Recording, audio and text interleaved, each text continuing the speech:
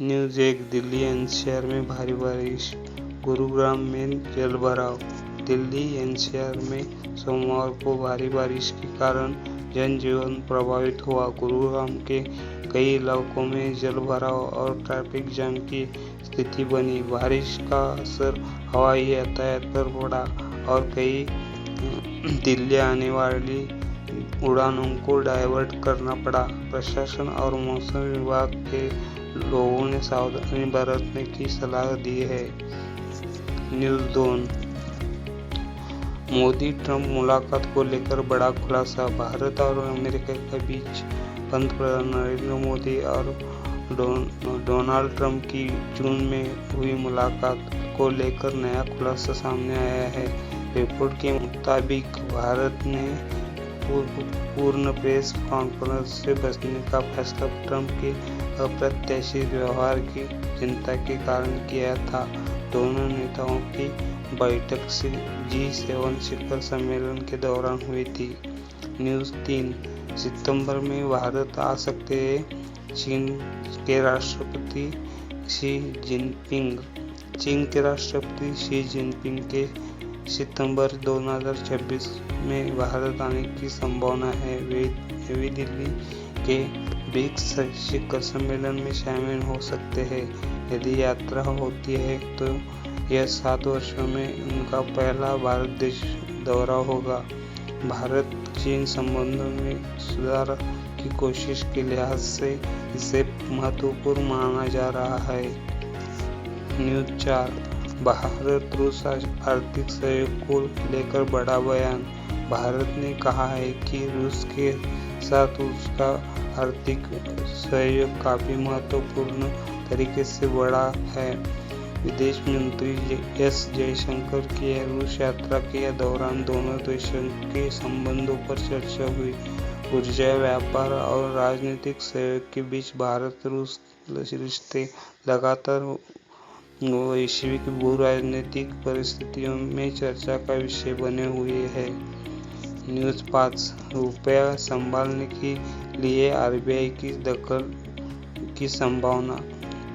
वैश्विक अनिश्चितता और अमेरिका-ईरान तनाव के बीच भारतीय रुपया दबाव में है।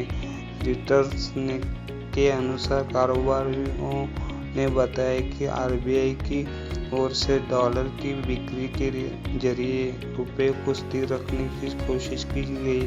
सोमवार को रुपया करीब 95.64 प्रति डॉलर के आसपास कारोबार कर रहा था। News 6 Bharat hockey world cup semifinal की दौड़ से बाहर। भारत की पुरुष हॉकी टीम को हॉकी वर्ल्ड कप में अर्जेंटीना के खिलाफ 3-5 से हार का सामना करना पड़ा। इस हार के साथ भारत सेमीफाइनल की दौड़ से बाहर हो गया। लंबे समय से वर्ल्ड कप सेमीफाइनल में पहुंचने का इंतजार कर रही भारतीय टीम के लिए यह परिणाम निराशाजनक रहा। न्यूज़ 7 यूक्रेन के स्वतंत्रता दिवस पर ब्रिटेन फ्रांस को समर्थन। यूक्रेन ने 24 अगस्त को अपना स्वतंत्रता दिवस मनाया है। इसी दौरान ब्रिटेन और फ्रांस ने यूक्रेन को सैन्य समर्थन बढ़ाने का ऐलान किया। यूक्रेनी राष्ट्रपति वोलोदिमीर जेलेंस्की ने रूस के खिलाफ रक्षा मजबूत करने के लिए अतिरिक्त एयर डिफेंस सिस्टम की मांग की और कहा कि यूक्रेन शांति चाहता है लेकिन अपनी जमीन छोड़ने को तैयार नहीं है। न्यूज़ 8 ईरान पर आर्थिक दबाव बढ़ रहा है। अमेरिकी राष्ट्रपति डोनाल्ड ट्रंप ने ईरान पर आर्थिक दबाव बढ़ाने की चेतावनी दी है। ट्रंप ने ईरान की स्थिति को लेकर कड़ा बयान किया और अमेरिकी प्रशासन ने आर्थिक प्रतिबंधों को और सख्त करने की संदेश दिए। इस दबाव का असर वैश्विक तेल बाजार और भारत, चीन जैसे बड़े ऊर्जा आयातकों पर भी पड़ सकता है।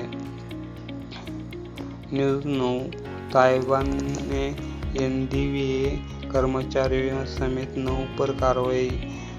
ताइवान के अभियोजकों ने चीन के एआई सर्वर के कथित अवैध निर्यात के मामले में 9 लोगों के खिलाफ आरोप तय किए हैं। इनमें NVIDIA से जुड़े कर्मचारी भी शामिल हैं। मामला एआई तकनीकी और चीन की उन्नत कंप्यूटिंग उपकरणों के निर्यात को लेकर बढ़ते अंतर्राष्ट्रीय तनाव के बीच सामने आया है। न्यूज़ था यूक्रेन ने ब्लैक सी अनाज जहाज़ों के लिए युद्ध विराम प्रस्ताव रखा। यूक्रेन ने राष्ट्रपति ज़ेलेंस्की ने कहा कि रूस ब्लैक सी में कृषि उत्पाद ले जाने वाले जहाज़ों पर हवाई हमले रोकने के लिए युद्ध विराम पर तैयार नहीं है। यूक्रेन ने नागरिक और खाद्य निर्यात जहाज़ों की सुरक्षा के लिए समझौते की मांग की है, जबकि रूस भी यूक्रेनी हमलों को रोकने की शर्त सामने रख रहा है। धन्यवाद।